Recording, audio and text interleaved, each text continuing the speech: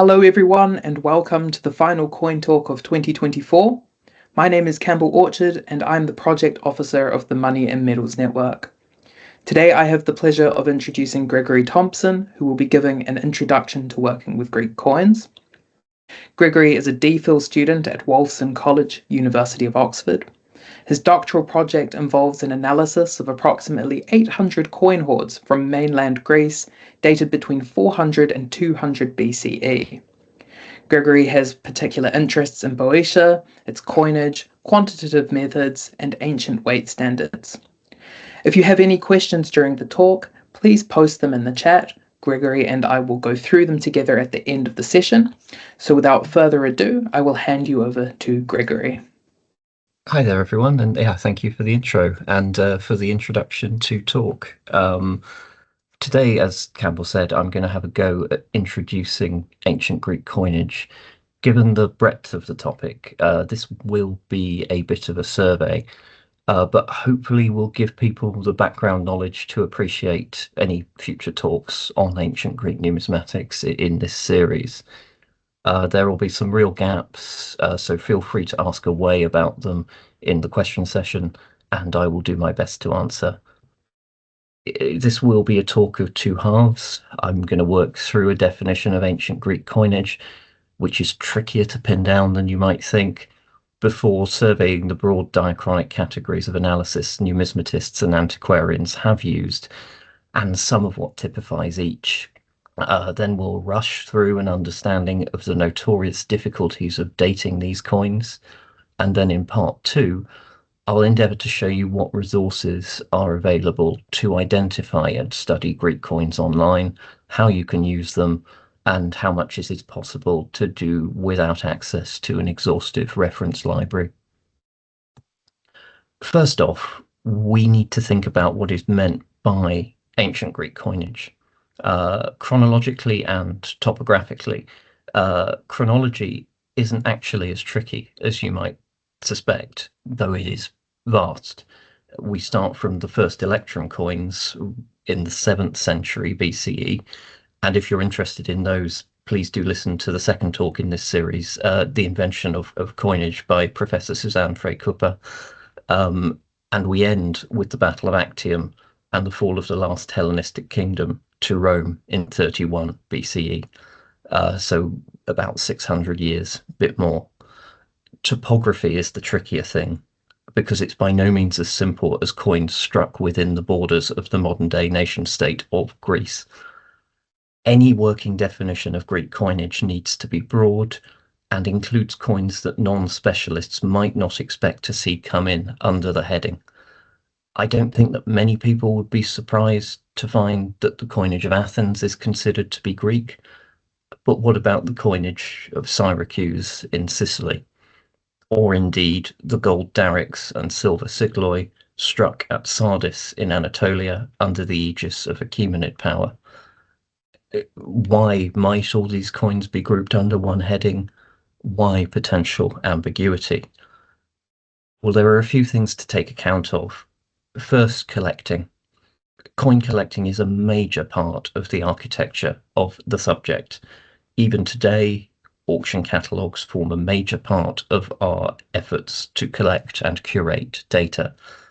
We don't have time to delve deep back into the antiquarian concerns, and I'm not competent to anyway, but even a couple of auction catalogues, one from the mid-19th century and one from the late 20th, give some sense of the sheer range of coins that have been, are, and will be categorized as Greek, whether labeled as Italian, Carian, Peloponnesian, Macedonian, or whatever. The Greekness of a coin has, at least in part, been understood as a factor of whether or not it looks like the sort of thing that someone who collects Greek coins and understands what they think that term means would like to acquire. Over time, these sales catalogues standardized to some degree. For example, the coinages of Greek Sicily tend to come at the start of any auction, and regions like Attica, Central Greece, and Macedonia group together. Over time, these categories fix, but we also see confident definition by exclusion. Roman coins, for example, are not Greek coins because they are Roman, not because of any point of chronology or topography. The same often goes for so-called Celtic coinage. Also, though not immediately relevant, I do love the implied distinction as late as 1976 on the right-hand side between important and unimportant Greek and Roman coins made by Sotheby's. The third factor that circumscribes ancient Greek coinage is the notion of influence, summed up quite nicely by this rather apologetic definition from the 28th volume of the British Museum Catalogue. Now, what did he mean by inspiration? In essence, what we are talking about here from this late 19th through 20th century perspective is a notion that coinages are Greek if they were somehow inspired by Greek art at the time of production. The idea that Greek coinage disseminates from a hypothetical centre out through the Mediterranean world and beyond. This definition, of course, assumed that coins produced in mainland Greece and the islands predated the electrum coins produced in Lydia. We've changed on that, but whatever its flaws and problematic assumptions, this simple notion of the dissemination of Greek artistic norms is still kind of the bedrock for determining which coins are and aren't considered ancient Greek, partly due to the maintenance of those ideas, partly just past dependency. And we can see this process taking place rather nicely by looking at Barclay Head's Historia Numorum, a bedrock text for ancient numismatics. The author seems to have chosen to include or exclude Celtic coinages from his study of, quote, nearly every king, city, or dynast known to have struck coins throughout the length and breadth of the ancient world, end quote, based on whether or not they could be perceived to retain any spark of undefined Greekness. Hence this discussion of Gaulish coins and how far they had strayed from the prototype stata of Philip of Macedon, which is the coin on the left, and the last vestiges of influence, inspiration, as perceived by these authors on the right-hand side. So in summary, Greek coinage is partly defined by exclusion. Roman coins are Roman, therefore they are not Greek. Similarly, so-called Celtic coinage. Second, the fact that much of the arrangement and characterization of what coins are and are not Greek is a product of antiquarian and collecting interest. And third, much of our subject is described by the notion of the influence of Greek art, even if we have moved far beyond quite such crass notions of Hellenization. Any working definition winds up drawing from these three wealths to a greater or a lesser extent. For this talk, I will employ the definition of Greek coinage used for the Arch project. That is, quote, the ancient Mediterranean world and all of its cultures, with the exception of Rome and its provinces, as well as eastern regions as far as Arabia and the eastern limits of the empire of Alexander the Great, end quote.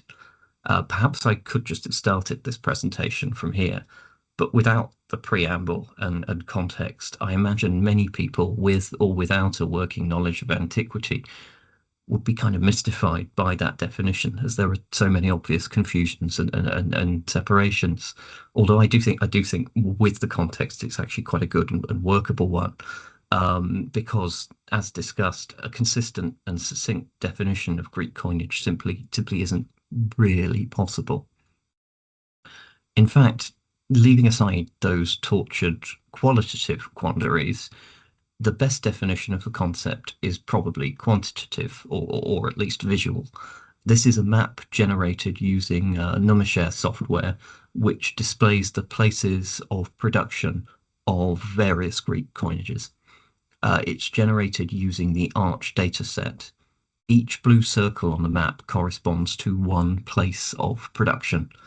So we have one circle for Athens, one for Sidon, one for Massilia, and so on and so forth. and I think all quibbles aside, that this gives us quite a nice sense of the data set that we're working with here, or at least the breadth of the data set, both the core and the periphery. So we have a working definition. We skated over chronology earlier, but we should now think about it in more detail. When thinking with ancient Greek coinage, you will invariably come up against the terms archaic, classical, and Hellenistic. Again, we've gone right to art historical terms, and we should be wary of trying to define any one of them too precisely.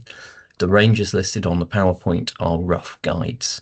The point to get across here is that when we discuss a coin as being archaic, classical, or Hellenistic, we might consider certain features to be emblematic of one of the three periods, but the nominal end of each one isn't associated with sudden or dramatic changes in typology or metrology, and all the rules you're going to see will have exceptions.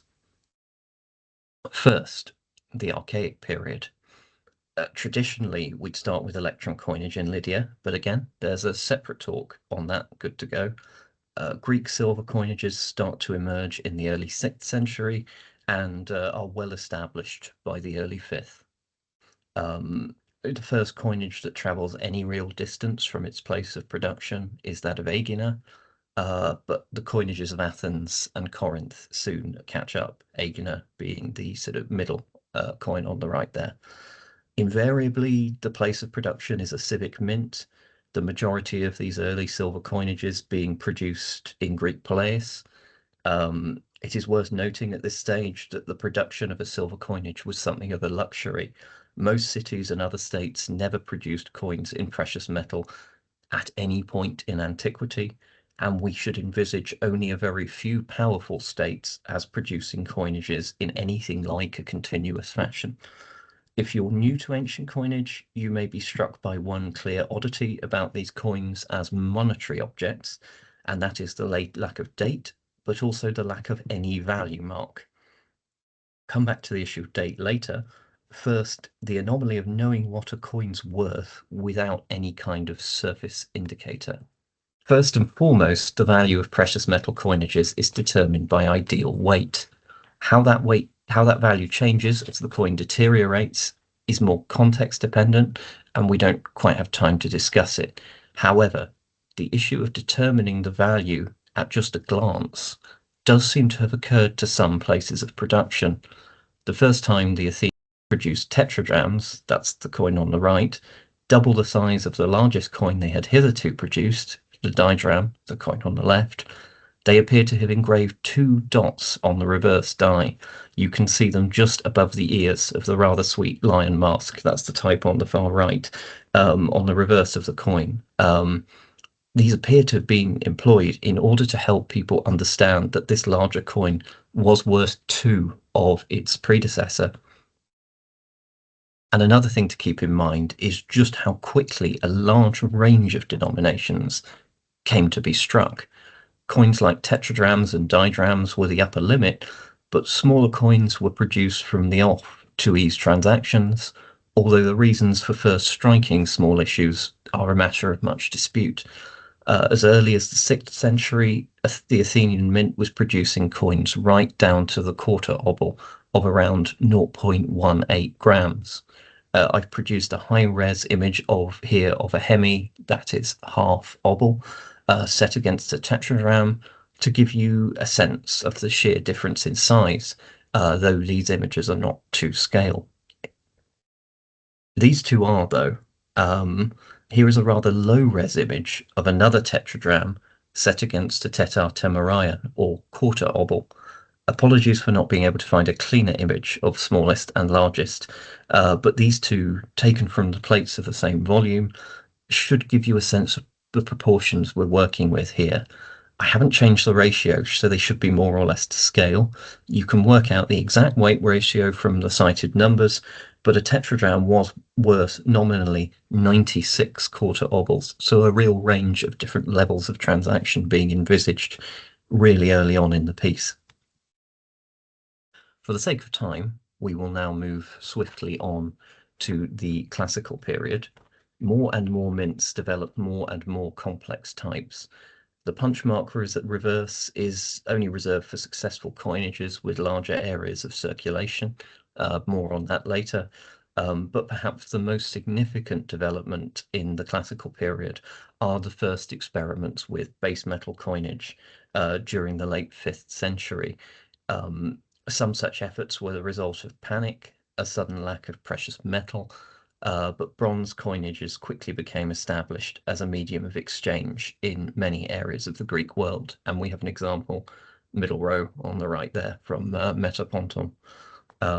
Gradually but decisively, these bronze coins replaced coinages like the quarter obol we just saw, the tiny silver coin, as the preferred means of making very small monetary transactions. This period also sees the development of the first mass circulation coinage in the form of the Athenian tetradrachm. After the rich strike at the mines of Laurion, Athens doesn't just eclipse other producers of precious metal coinage, it leaves them in the dust. Unfortunately, we don't have time for the data, which is fascinating, but we do have a look at the cited publication if you have time and inclination. This coin of Athens here will have to serve as synedicy.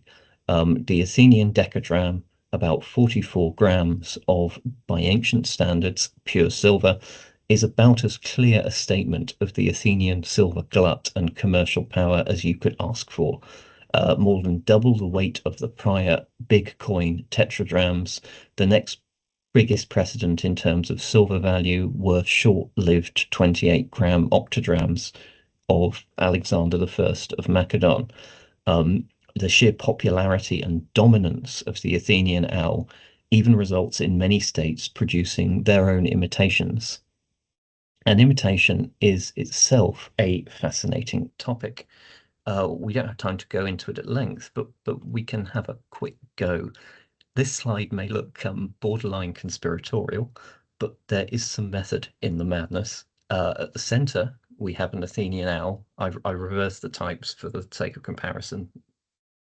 Standard form, the portrait of Athena should be on the left, not the right. But then on the left, we have an Egyptian imitation from Memphis of an owl. How do we know it's Egyptian? Well, the simplest reason, it has a demotic Egyptian script just to the right of the owl, where we would normally have the Greek ath telling us that this is a coin of Athens. But equally on the bottom right, we have a Lycian silver coin, Lycia being in Anatolia, that seems also to derive something from the iconography of the Athenian owl coin. However, the reverse has a depiction of a mortal figure, a satrapal ruler.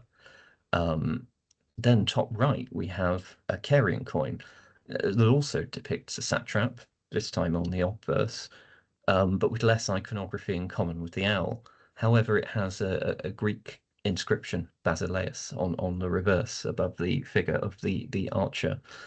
Now, if you Google, did living figures, living kings, politicians appear on ancient Greek coins, you'll probably get an answer something along the lines of yes, but only after the death of Alexander the Great. And all of these coins predate that by over 50 years. However, the aptness of this definition entirely depends on how you define Greek, because you require the exclusion of the two coins on the right, which clearly have some iconographical relationship to the Athenian coin in the center. And again, even more iconographical relationship, or rather clear relationship, with the Egyptian coin on the left. Three of them even contain Greek script.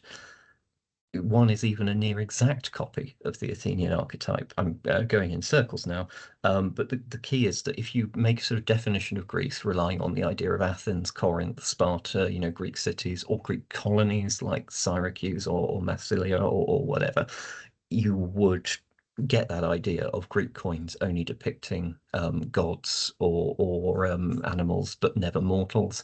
However, if we're working with a definition of Greek art, suddenly we have to bring them back in. I hope that's something like clear and makes some sense of why there was so much earlier definitional wrangling.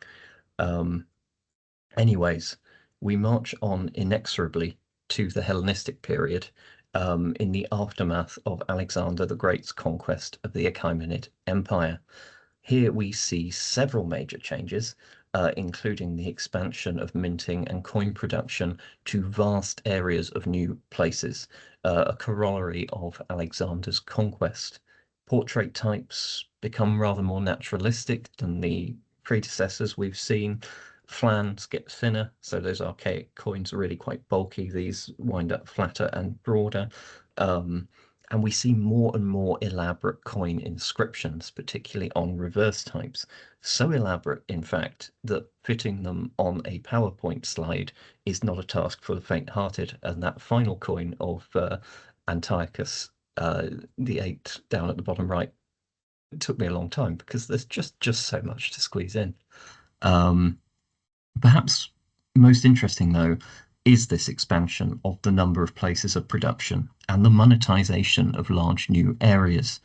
Before Alexander the Great, and especially in the Archaic period, we tend to see the Greek world writ large as a combination of monetized and non-monetized zones.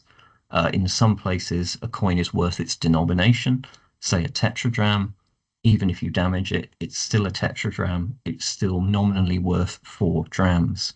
But in most other spaces, it's just worth whatever it weighs in silver. It's essentially an ingot. And this is most evident when coins travel from spaces where they are treated as coins to places where they are considered bullion. In spaces where coins are familiar, people trust that the coin is good silver. In places where they are bullion, they get test cuts made in them, as in the case of the coin, 2 coins on the left, so people can check if they're silver all the way through or just plated. In the Hellenistic period, many regions that use test cuts, like Egypt, acclimatized to the use of coinage as money. Test cuts do still happen in the Hellenistic period, but the monetary zone is much larger. And we can see, as object lesson, we have an imitation owl on the left from Memphis with a big cutout of it, but then a coin produced in early posthumous coin of Alexander III from the same mint intact. The other major development worth dwelling on is coin portraiture. After Alexander's conquests, depictions of mortals on coin become the norm. Not actually until after his death, though. The process is best understood with reference to Ptolemy I. He continues with Alexander's type on Heracles and Zeus. That's left. When they first see these coins, people often assume that figure with the sort of lion scalp next to the seated figure of Zeus must be Alexander, but it's not. It's sort of an older representation of Heracles that long predates him. Ptolemy goes on with these. He continues with the Alexanders for a few years. He then brings in a new type, though, in the middle, which we understand to be a depiction of Alexander the Great, a deified Alexander wearing an elephant scalp with Athena on the reverse. A few years thereafter, he gets all the more confident, and feeling suitably secure, we get the coin on the right, and Ptolemy slaps his own face on new silver coins. Other Hellenistic monarchs very quickly follow suit, and it's worth thinking here about direction of influence. Historically, we're happy with the sort of Greek art and influence moving out, but when we compare it with those examples from Lycia and Caria from earlier, maybe we're seeing the process and the practice move in the other direction. I'm not confident of that, but it's sort of worth the wonder. Finally, dating the objects, which is not an easy process. I think I've already mentioned, in fact, that Greek coins are notoriously difficult to date. Why? No inscribed dates. Well, almost none. The chief exception is King Mithridates VI of Pontus, whose coin we're looking at here, and whose coins are dated using the Bithynian calendar, often to within a month by inscription. This nerd, or at the very least serial nerd enabler, was the exception, and then some, though. We don't usually get anything like this amount of help. So we often try and date using iconography. We have briefly discussed how shapes and portrait styles change over time. You might struggle to put a number on it, but if I were to show you these two Athenian coins with no context, I think you would probably assume a degree of time lapse based on stylistic change, especially the changes to the portrait of Athena on the obverse of each coin. However, these two are about 150 years apart, and there still isn't that much difference. Greek coin types tend to fix, especially in the Archaic and Classical periods. People then, as now, were small c conservative about what money looked like. Once a coin type achieved widespread acceptability, changes were kept to an absolute minimum. There was an early period of experimentation with the so-called Vapenmunsen coinage of Athens, a relative abundance of different coin types and ideas, which are still hard to explain now.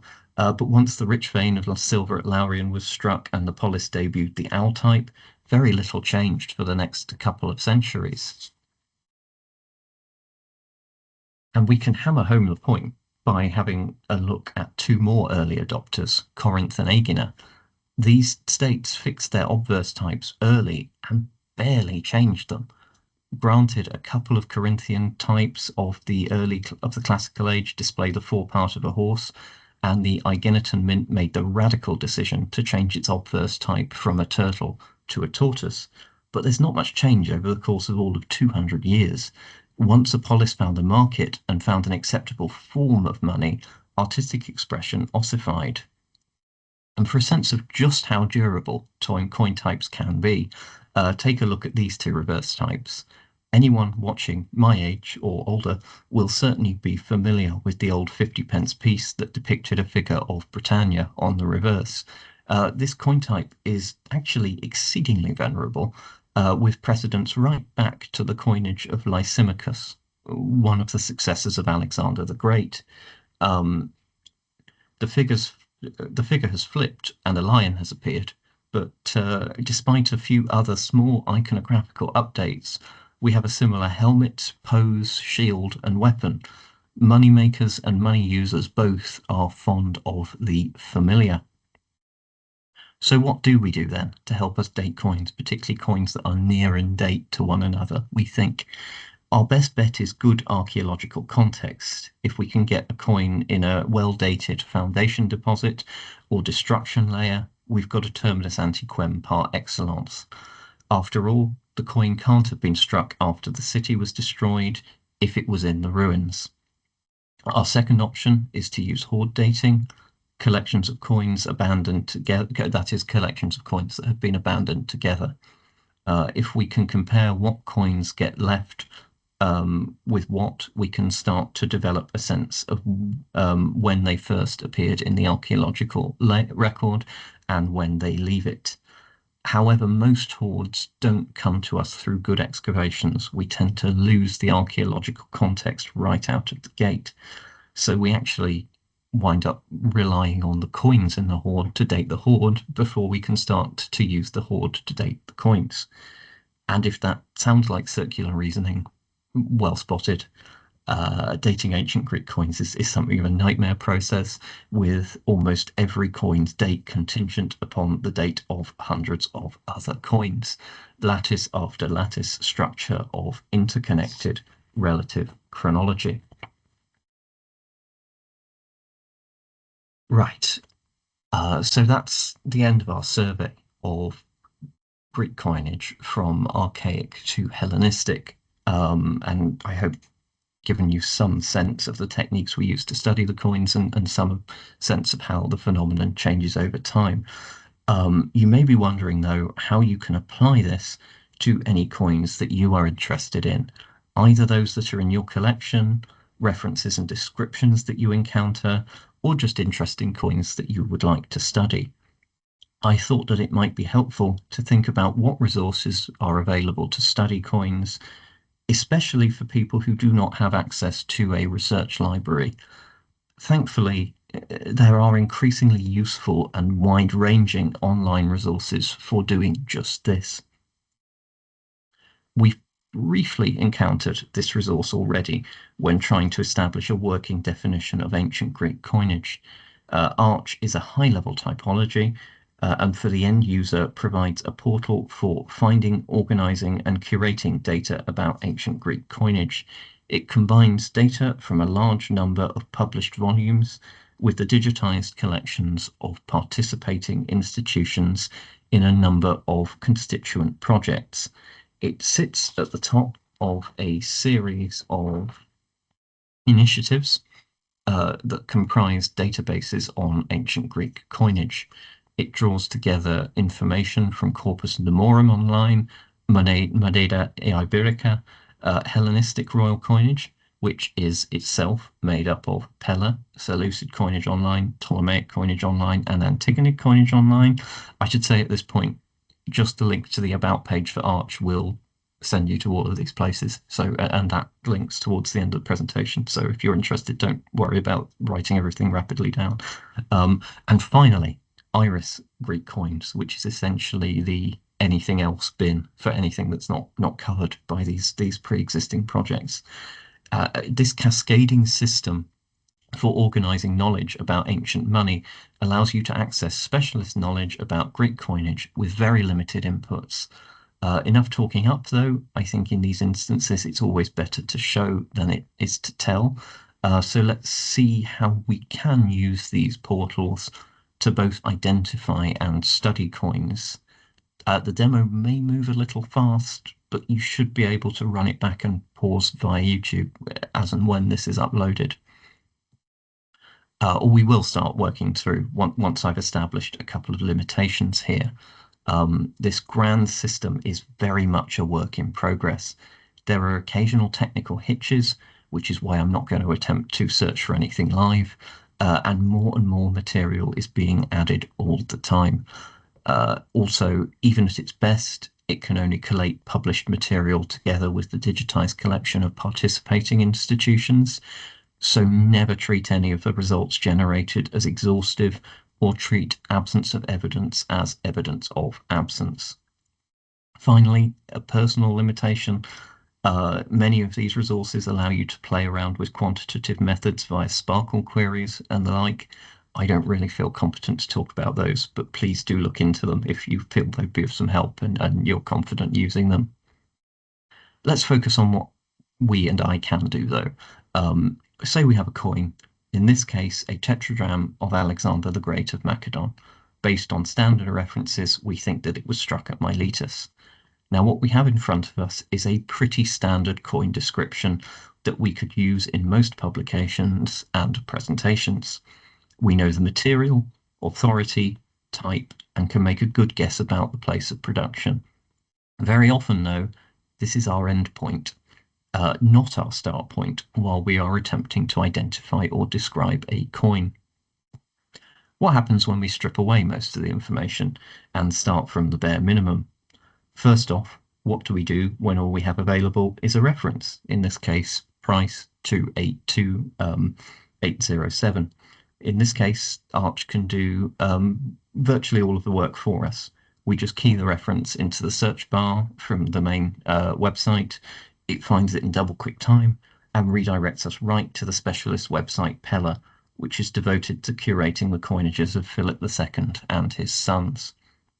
All we need is that reference, and Arch takes us right back from the overall typology to the specific type, and even with a list of specimens of that same type. One quick note, I keep using the term standard references for a reason, and sadly, this does assume a degree of knowledge. Try and search using the precursor to Price's work, Muller's Numismatique d'Alexandre le Grand, and you won't get very far. This same coin is Muller's number 9, and if you use that search, you will not generate any results.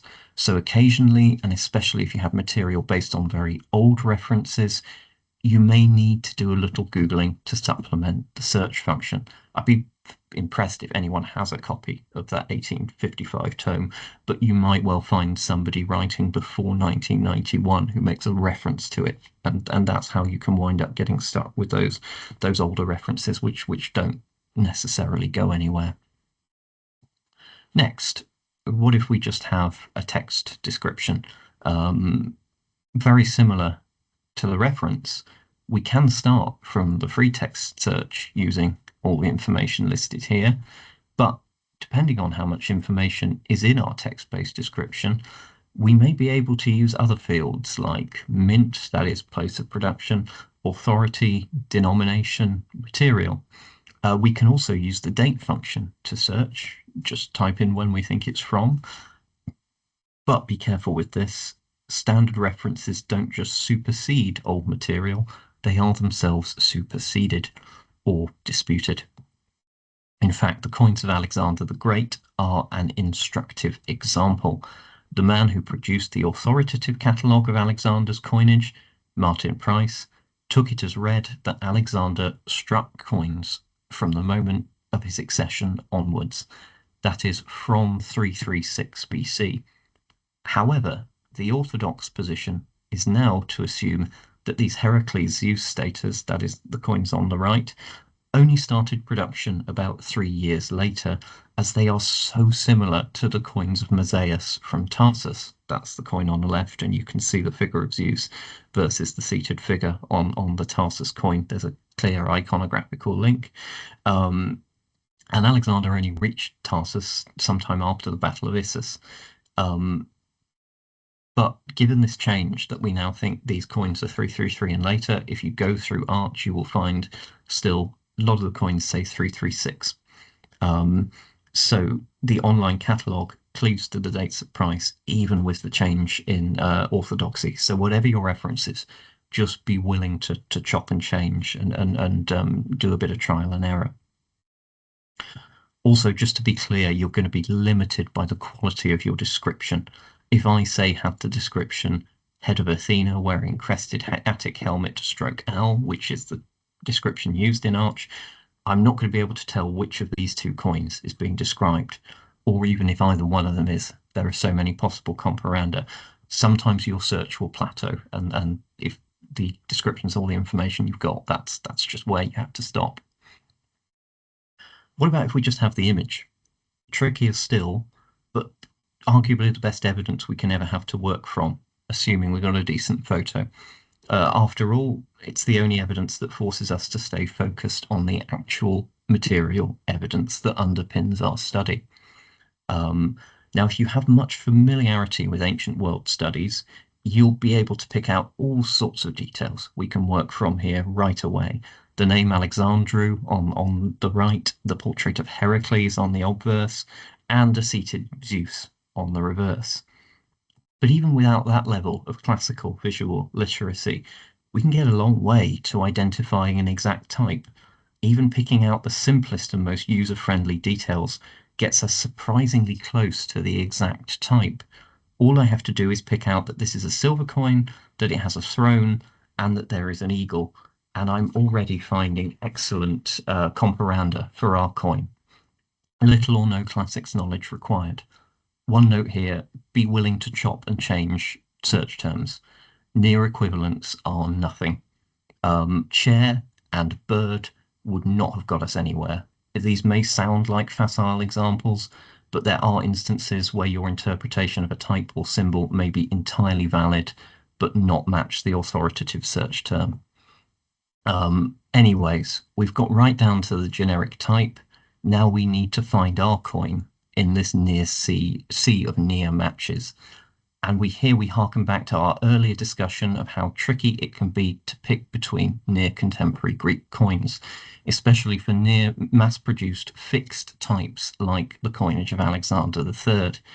But again, we can use what we've already got a hold of to disambiguate. If you get into one of these situations, just look for what's different about your coin to all of the others you've got hold of. In our case, we've got a little something under the throne and another symbol here to the left of the seated figure of Zeus. Now we just need to try to control for this variable.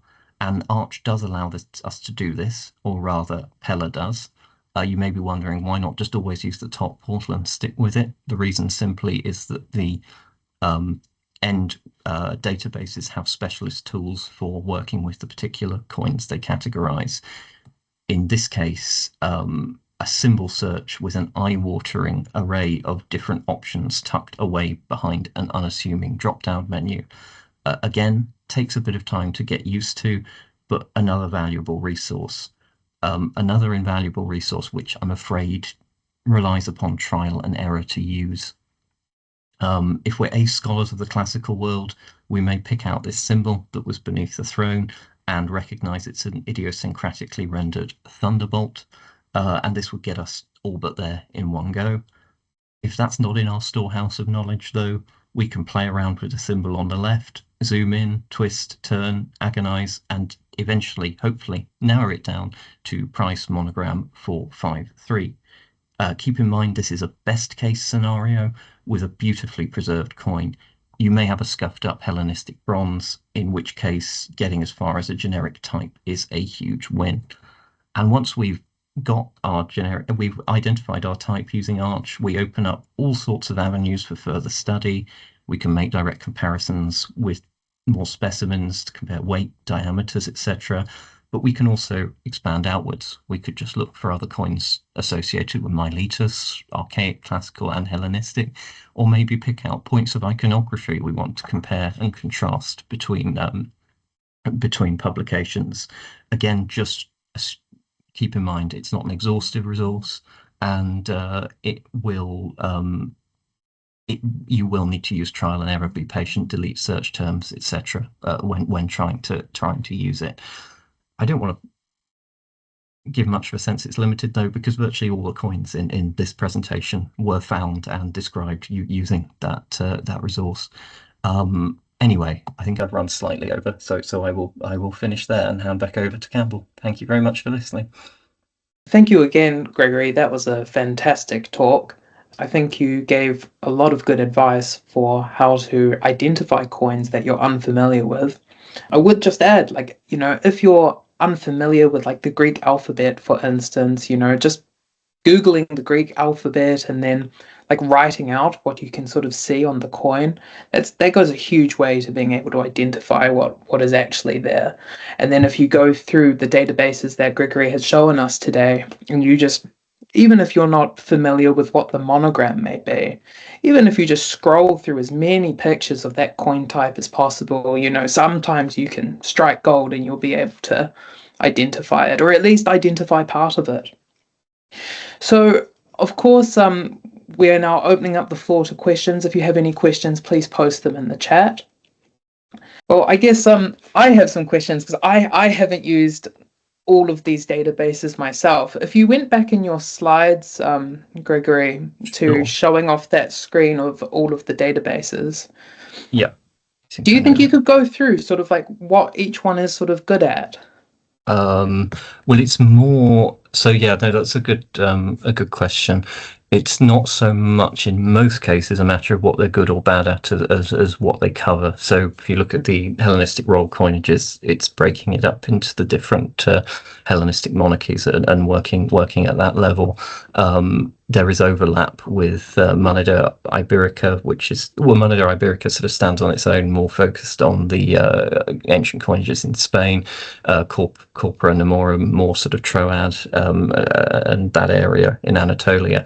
Iris is kind of the most interesting one on the right because, and that's the work in progress times 2, because that's the one that's trying to get to grips with all the earlier sort of archaic and classical coinages that I was showing, which aren't so easy to organize as, say, coins of Alexander the Great and coins that focus around monarchies and dynasties.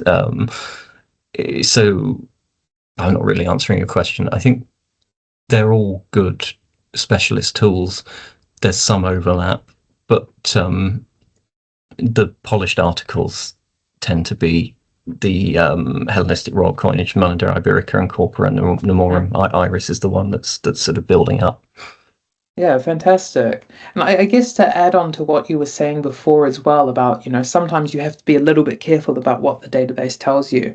Like these databases are such huge projects that sometimes they're not up to date on like the most current research, or perhaps those coins in particular haven't been researched in decades, and they require reevaluation.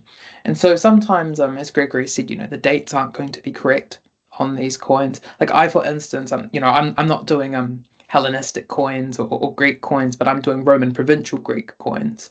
And, like for some of the coins I'm working on, for instance, they've been given a very rough date of the 1st century CE, when in fact they can be more narrowly dated than that. And sometimes, they give these really like broad periods of dating. And, since, that corpus has been published in the past, perhaps there have been articles or more attempts done to date those coins more narrowly that haven't reached the authors of these databases yet. Okay, so we've got a little bit going on in the chat. Stephen Jackson has posted some nice archaic coins for us to look at, really beautiful, and has also informed us that you can find Muller's 1855 volumes online. Of course, I know that. Oh, that's handy, yeah. You can also find a lot of the British Museum publications online as well. More and more is being digitized. And Stephen Jackson has also posted a coin if anyone fancies trying to do some IDing. Thank you very much. Okay. William Wilson says, where a coin and arch may be present in a museum collection, is there a link between any applicable museum object record page and the entry in arch? And where a large shift in thinking may take place, is there a mechanism for bulk update and change?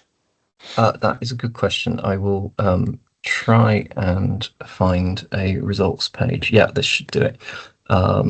I will close my email and try and share my screen, so bear with me a moment. If I stop sharing here. Oh, hang on. Can you see the page from Arch, or is it still showing my present? No, it's still showing my presentation. Still showing your presentation. Yep. Let me share this instead. Share window. Here we go. So this is hopefully this will show up. This is that same coin, price 2807. If you click and goes right through to the end of an entry, it will take you to all specimens that match that type. And if you see here, we've got an index for collection, and you will get links to the specific object pages that you can follow. So yes, the answer is yes. You should be able to trace back. Sorry, I didn't catch the second half of the question. And where a large shift in thinking may take place, is there a mechanism for bulk update and change? On the one hand, that's... I think I can help answer this. Okay, that would be helpful, yeah, because I think it's slightly beyond my competence. So there's a back end to this system, and a lot of museums implement. So it's open source software, and so for a museum to participate in this database, they have to utilize this software as well, and implement that software. And if they implement that software, any changes they make to their end will update to the main database. And that's how it works with all of the online databases that are sort of based on the numisma formula by the American Numismatics Society. But if the database isn't part of that sort of back end, then it doesn't receive those sorts of updates. And for instance, if you were looking at the like not coin hoards, Roman provincial coinage, for instance. Again, very different to the Greek coinage we're discussing. But, like, we don't always have those direct links to the museum pages. Sometimes it's just a reference or it's the museum catalog reference. And you have to do a little bit more digging to find its current ID number, and sometimes even pictures. William Wilson says, amazing, thank you. Lots to chat about with the colleagues on this. Thank you for attending. I'm glad you enjoyed Gregory's talk. I thought it was fantastic.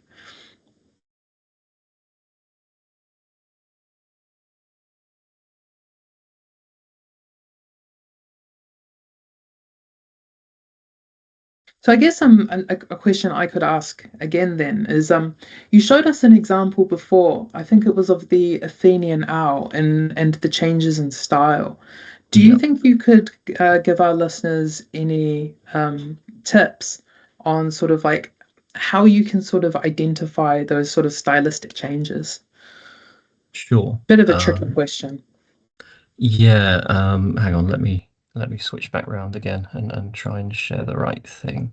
I think again, one of the tricky things when you're working with objects like this in 2 dimensions is that you don't get a sense of the shift in, for example, thickness. You don't get the sense that the flans for the archaic and earlier coinages are much heavier, which is almost the best guide. Are we in the right? Are we on the right one again? Yes, we are. Yeah, great. But here with these two, the owls even I find tricky. But I think in particular I would hone in on certain features.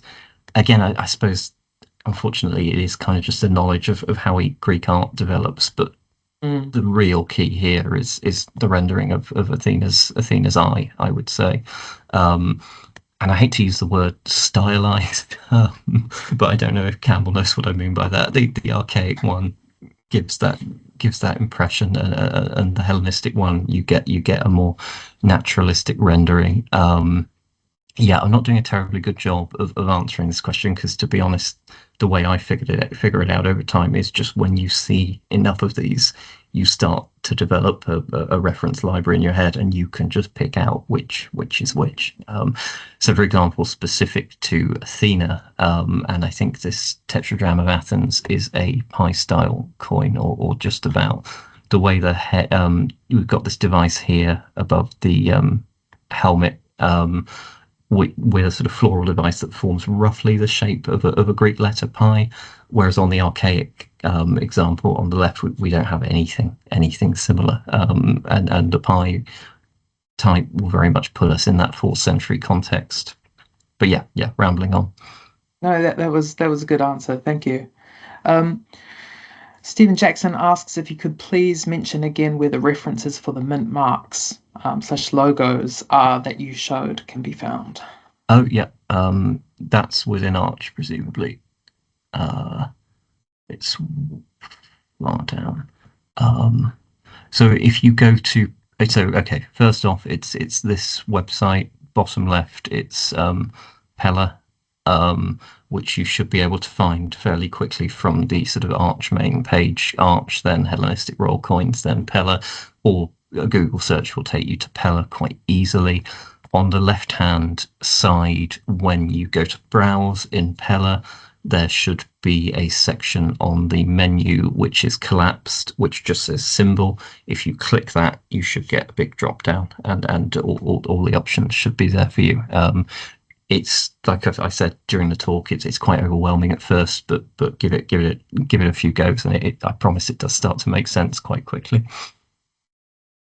And I see there, Stephen, that you said the symbol section needs to be expanded. I'm not sure if you mean like the click down menu or that it's missing symbols. It is actually quite common for these databases to be missing monograms, because sometimes we just haven't identified them all yet. Like identifying these things, it takes a huge amount of scholarly effort. So, sometimes the research just hasn't been done yet, or is in the process of being done and published.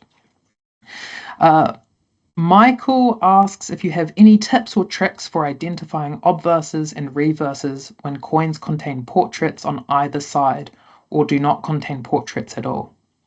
Okay. Well, two things immediately.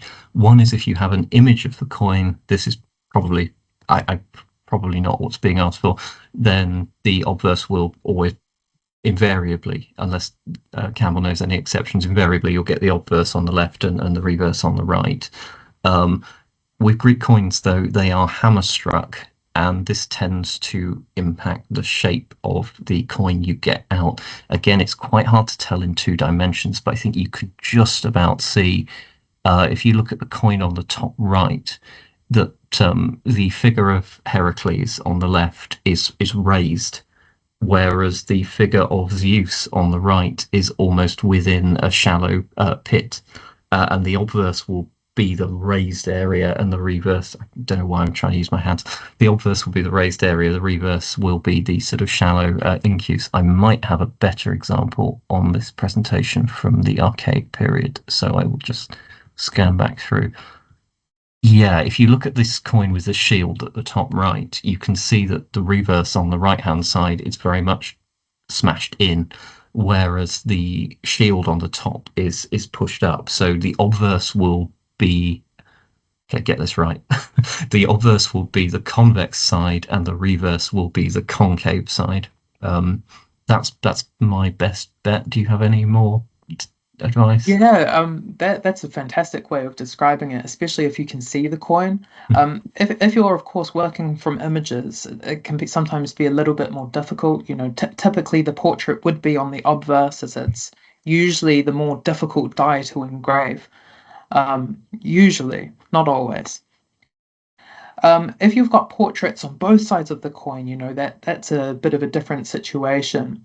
And you can sort of tell with die studies, and I know you probably don't want to go into a die study to identify which side is the obverse, but usually, you know, the reverse might be a little bit off center because, you know, that's something they're manually holding there, whereas the flan has actually been placed, the blank has been placed on top of the obverse die, although that's always not a given. Um, and usually you'll probably see a bit more wear in the reverse, but of course that depends on when the coin has been struck in the process. You know, reverse dies tend to wear out and break a lot sooner than obverse dies. But yes, usually I think you'll be able to find it. You know, someone will have published it. Sometimes they're wrong. It depends on if a die study's actually been done or not. Like a similar example, I've been looking at some coins, and in the database, until I publish, they don't know this, but they've actually got the obverse and the reverse the wrong way around. Yeah, sorry. Sorry, Gregory, please. Yeah, I was just going to say, I mean, as I was saying, going through Arch, one of the problems with these catalogues that they are trying to address is that everything's organized by authority.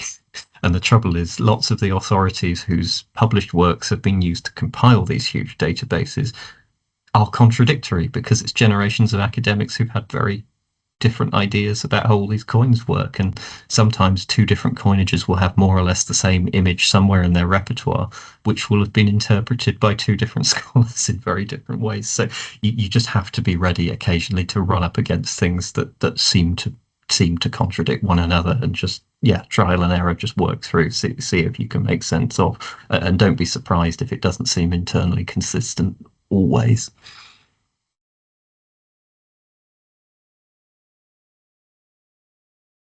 Oh, brilliant. Michael says thank you. And Stephen says he has found his coin using Great. Helen. Oh, well, there you go. Fantastic result. It does work. Okay. Well, whilst we wait to see if there's any more questions, if you enjoyed today's talk, you can actually access all of our previous talks at our website, www.warwick.ac.uk/MMN. So MMN for Money and Metals Network. We also have an exciting program lined up for next year. We'll be beginning next year with the pre-inaugural talk by Clive Stannard on the non-state coinages of Minturnae and Pompeii, which will be on the 23rd of January. This will be an evening talk, but it's going to be hybrid, so if you're in the area and you want to attend in person, you're more than welcome to. Just register at our website, or you can also just attend digitally like today. So you can do that at www.warwick.ac.uk/mmn/events.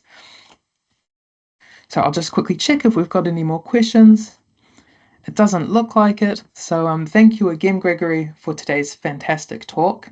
There's so much material that I really suspect we'll hopefully see you again in the future to talk about this fascinating topic more. And thank you very much for having me.